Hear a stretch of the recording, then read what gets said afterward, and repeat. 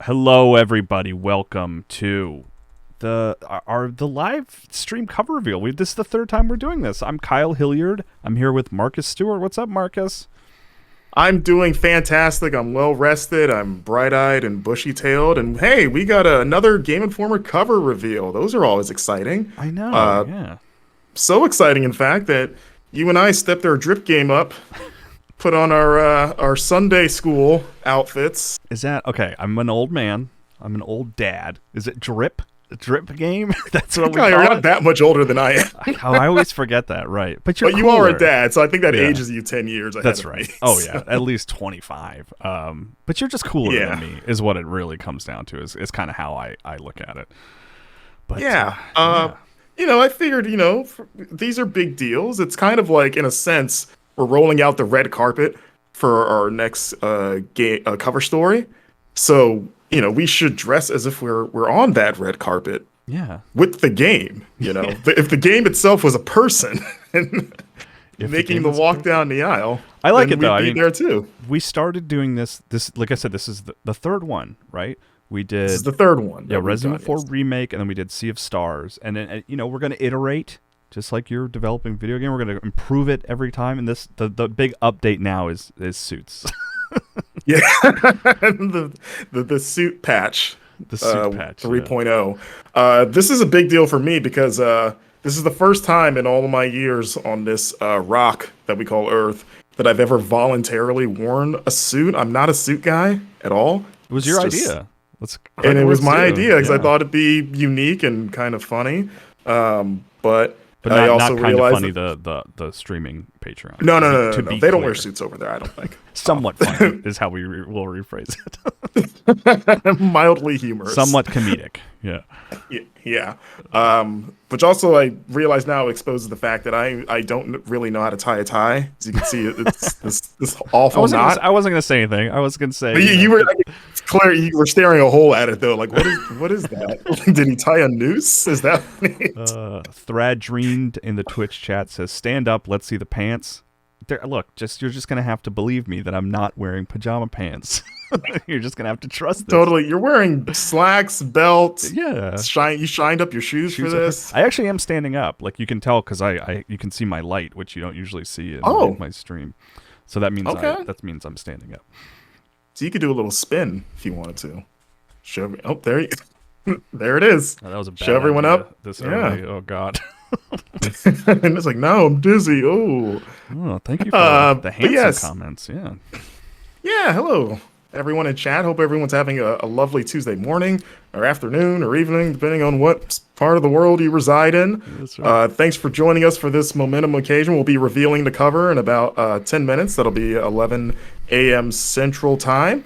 This is sort of the pre-show, I guess we can call it. Yeah. Where we watch all of you guess what the cover is, and we silently go, wow, they nailed it, or we go, what are they thinking? Why would they think that's what this is? Our facial expressions just have to remain consistent. We can't. Every time you guess the cover, Kyle does a little spin as he's so blown away. He's like, how did they? Like he just got hit with a shell in Mario Kart, just spins out. I don't want to do that. We're getting a lot of them now, so I don't want to be spinning around. WP Start TX2 says my first Twitch experience. Welcome. Wow. And you chose us for that. Yeah. Sorry to. Thank you. Hopefully we don't underwhelm. This is what Twitch is like all the time. Every streamer wears suit. Yeah. And it's actually there's a dress code for Twitch they don't tell you about. If you are not wearing, black tie, black jacket, they ban you. That's right. Twitch is a classy place. You've probably heard that through the internet. Twitch is known for being a very highbrow, classy destination. So the other thing that Twitch is, don't even check other channels. Just trust us on this. Twitch is always just two people talking about a game, but not showing gameplay of it, and also not revealing what game it is. That's most Twitch streams. Imagine a game, if you will, that we'll talk about in the next 9 minutes. 8 minutes now. Yeah, I see Plicky calling out, this is the Deep Down cover. And sorry, Zach. Not the, not the D&D. That one's so ridiculous that we'll actively say no Yeah, to that. yeah. Like, The other ones we won't. Yeah, you can throw we out won't all acknowledge any other the guesses. guesses you want, but and I have to spin. Apparently, we've committed. But, Yeah, if you decide to follow us, by the way, not yes. that we want to tell you how to live your life, but if you did decide to follow the Twitch channel, that would give you access to the Game Informer Discord channel, where quite a few of the lovely people in the chat right now reside. Talk about video games and play video games and talk about life, our ups and downs, our trials and tribulations. Yeah. We take all the time questions for the Game Informer Show podcast. Yeah, and get announcements ahead of time on some stuff. First time chatter, StarCraft Ghost. Look, I'm just gonna stare ahead. We can't react. I mean, I did react to Deep Down, to be fair, but we can't. You reacted pretty hard. Yeah, that's true. To Deep Down. But yeah, we got about 7 minutes or so. Yeah. I'm excited for this one. I think the only thing that I'll say about the cover in advance is that I wrote it. Mm-hmm. It's a me joint. This is my third that I've written. Oh, nice. Though fifth overall that I've been involved with. But I guess 3 with me writing the story. I did Resident Evil a couple of months ago. Resident Evil 4, which I finished recently, actually. Same. I just yesterday I finished. Yeah. Yeah. I'm coming back from about a week vacation, so. Oh yeah, lifting the curtain a little bit for the Game Informer Show podcast, which please go listen to. We kind of like, hey, what have people been playing? And we can talk about it on the show. And usually it's like, 1 or 2 things. But Marcus was on vacation last week, so you listed like 8 games. You played all the games while you were off. You also, you said like Tony Hawk. You've played Tony Hawk before, right? This wasn't your first time. Oh yeah, okay, I grew up just making sure. But I had not played the remake of 1 and 2. I've had it, but I just, for whatever reason, I just never made time or was able to get to it. And then, I was like, you know what? I should fire that thing up. I'm in a mood. I don't know if we'll talk about it in the GI show or not, but I will say that it was a very sobering dose of reality of like, I'm not as good at this as I used to be. Right. Because I was a fiend back in the 90s. I was tearing the grinds up and hitting the Mick twists and all the moves, and I was falling on my face constantly in this. Whereas like I had some of that muscle memory, but like my timing and everything was off, and it was like genuinely upsetting. That I was like, I have to get good at this again. I was like, I don't like that I'm failing as much as I am. It didn't used to be this way. Even though it makes sense. I've not played those like OG Tony Hawk games in like decades, basically. Yeah. But yeah, it was. I thought I would be better than I was, basically. So. V-String Theory gives us a very nice compliment, saying, loving the Super Replays. You two are a great team to watch. We played with Super Replay on Fridays. We just finished Dino Crisis. I played Dino Crisis for the first time. In spectacular fashion, that final sequence. Yes, so good. Yeah, that's right. But we'll start up a new one on Friday, although we basically haven't internally committed to what we're doing. I think we kind of have. I think we know what we're doing. Oh, it's funny. I just haven't told you because I haven't been here. Okay. Well, we can talk. We'll talk about this. Yeah, we'll talk afterwards. But I do have a game in mind, and I think it's one that people won't be expecting. I think. Right. Actually, not even think. I'm like 99% confident that no one will call it. Unless I tell you when you go, that's stupid, and then we just don't do that. Then I have to think of something else. But I mean, I have a few in the chamber, but the one I want to do, I think it's a good one. I can't imagine any that I would be like, I don't think we should do that. Like, honestly, maybe if you were like, we do like a text adventure, maybe that would, like just not even a visual novel, but I'm talking like a text adventure. It might be the one where I'm like, I don't know about that. But I'm thinking we play Zork. Zork. Just OG Zork. Up the. I've never played Zork. Now you're kind of convincing me. Was Zork the game that was in Blank Check?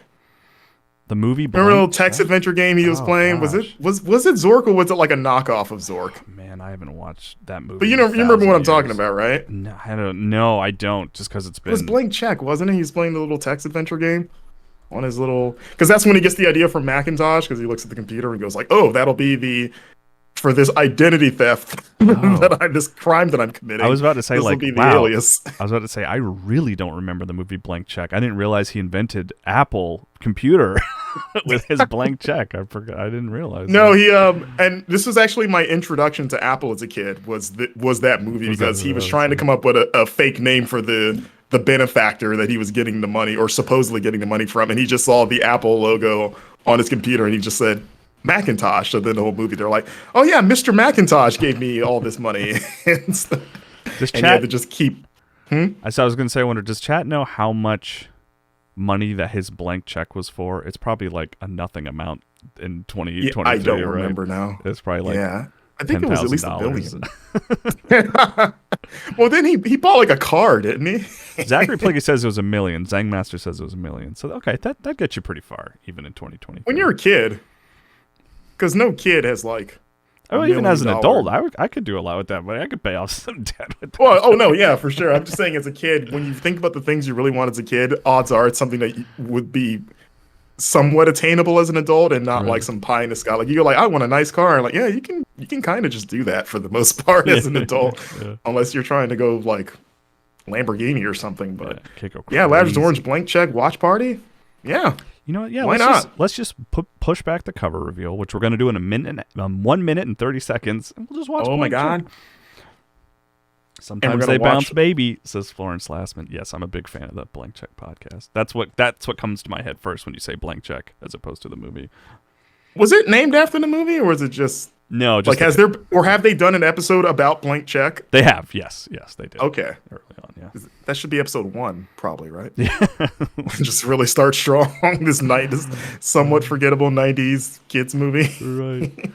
All right, so it's 10:59. We are revealing the cover at 11 a.m. Central Time, which you're on East Coast, Marcus. Was that 10 or 12 for you? It'll be noon for me. Noon for you, yeah. So yeah, just one minute here. We'll reveal the cover. We'll talk about the cover a little bit. You can find the story on the site.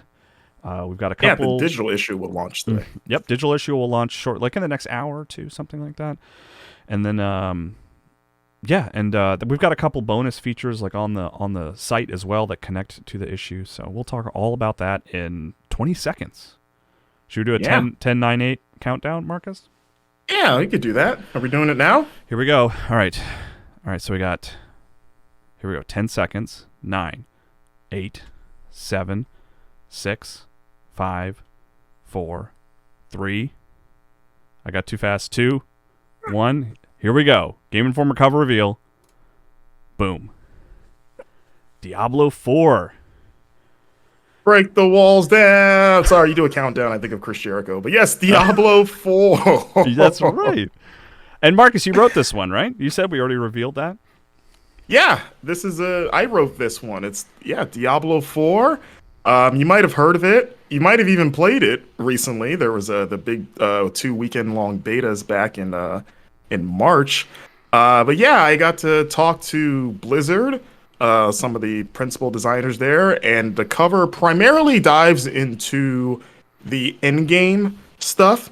You know, Diablo's a game that's been out there for a good while now in terms of info, and so it's going to be talking about all of the big in-game content like the Hell Tides and Nightmare Dungeons, the Blizzard adding some more context to all of those systems, the Paragon board, as well as a general like a final primer for Diablo 4. You know, it's not that long away. It comes out on June 6th. So, you know, for those that haven't been keeping up with Diablo 4 up to this point, you can also look at this story as sort of a final run through of everything that we know about the game so far to get you prepped for that. You know, I think it's a pretty fun or good companion piece for the betas that we all got to play, or at least I played. I don't know if you played it, Kyle, but yeah. And let's highlight the art because the art's really great. We have 2. We've had a good string here of just fantastic art for the cover. So we have 2 covers. Yeah, so I have the standard cover is what we're looking at right now. And then I'll show the gold cover, which is like the alternate cover. We have the gold issue that we sort of do in giveaways and things like that. This is the alternate gold cover, which is also great. I think I like the gold cover too. Between the two, I think I prefer that character on the front. I think you got Lilith, who's the main Yeah. antagonist of the game. The first one Yes. has a Narius there. Yeah, and And these who's the artist, Marcus? so these both of these covers were designed by Braum. Uh, he's a famous artist, kind of known for doing a lot of very dark, creepy, almost. I can't. I'm trying to pin down the exact, like even era that his art is inspired by. But if you look at his website, I can drop it actually in the chat for those that want to check out Braum's art. But if you're in the Yeah. market for some real macabre artwork, here I just dropped it in the chat there. He does some really great stuff. So he's kind of a perfect fit for Diablo 4 since Diablo 4's whole thing is like, hey, remember how dark and like scary those first two Diablos were? We're doing that again for 4. So they found a great artist to sort of capture that. I love both of these cover arts. Like I said, I Yeah, do lean totally. more the Lilith one just because she's the main bad guy, but Inarius looks pretty cool there too. And yeah, so we got Diablo 4's this cover story. We've also got some really cool features in the magazine this month that I'm excited for. Yeah. We've got a great feature about the making of Immortality, which was the Sam Barlow sort of FMV adventure game that came out last year. That was done by freelancer Lewis Packwood. We've also got maybe my favorite feature in this piece. It's a very funny story by Matt Shore, another freelancer who wrote his experience working at a carnival summer job and basically conning people using VR, like a Right. carnival VR stand, It's a good piece. and just Yeah. talking about just all the just the weird stories about running something like that, tricking people into playing basically fake VR. I mean, Kyle, you wrote a really cool like 6-page feature on Exoprimal, like a Yeah. nice little deep dive into that game. Yeah, that a game that similarly had a beta recently, so we got to play, and then I spoke with like a bunch of the team. I think I was on this big long interview with like 5 or 6 of Exoprimal's team members and talked in depth about Exoprimal, and also I asked them quite a bit about why this game's not Dino Crisis. So you can read the issue to see more on that, because that's I feel like a big question everyone had when they revealed Exoprimal was like, wait, this is a Dino Crisis. So I was able to talk to them about that, which is fun. Yeah. Yeah, we got a piece by James. Oh, Tokyo. I just Sorry, realized I James. don't know. Not sure Yeah, I'm how to sorry, pronounce. James. Tochio, Tachio. Tocchio. Follow them, shout them out. Wrote a really emotional piece about Shinmu, kind of using looking at the Shinmu series as a simulator for grief Yeah, and it's really loss. interesting. Yeah. Yeah, Blake has a cool piece of where he. It's funny because I wasn't with him for this, but this is when him and I went to Tokyo last September. He took a trip out and like late at night with Akumi Nakamura, who you might remember as the she was formerly of Tango Gameworks, one of the I think the original director for Ghostwire Tokyo before she Mhm. left. Formed a new studio. You might remember the Bethesda 2019 E3 conference where she kind of went viral for the Yeah, she's amazing. She's fantastic. yeah. So Blake took a trip out to late night Tokyo with her, just sort of exploring abandoned buildings and just talking to her and talking about just how she views life and death. They went to a slaughterhouse Yeah. together. I remember when he got back the next day and he was telling me all about it. It was just like, huh. And you Like were like, that's we should put that in print because that's a hell of a story. Yeah. yeah, it was a very, very interesting evening, and so it was a fun read, that Yeah. one. Yeah, and one more to call out. Charles Hart spoke with Alex Preston over at Heart Machine extensively about Hyperlight Breaker. The sort of I guess it is a sequel to Hyperlight Drifter. It's interesting, but with a lot more It's like details. it's like set in the same universe. I don't know if it's like a Yes. direct sequel. Yeah, but that's the question. Yeah, and then yeah. yeah. So we have a bunch of pages on that, and even on our website and our YouTube channel, we have an exclusive video showcasing a mini boss from Hyperlight Yes. Breaker, which is live now or will be live very soon, if it's not already live. So, but yeah, that's Diablo 4 on the cover. It's a great cover. It looks awesome. I mean, that art is fantastic. Yeah. Good job, Marcus. Yeah. Marcus wrote the story and then he went on vacation and came back and streamed the cover reveal. Yes. I mean, like I said, I'm excited for this digital issue. Go live in a couple hours or so. Should be soon. Yeah. Pretty soon. Yeah. And then the print version should be going out in the next week or so, I believe.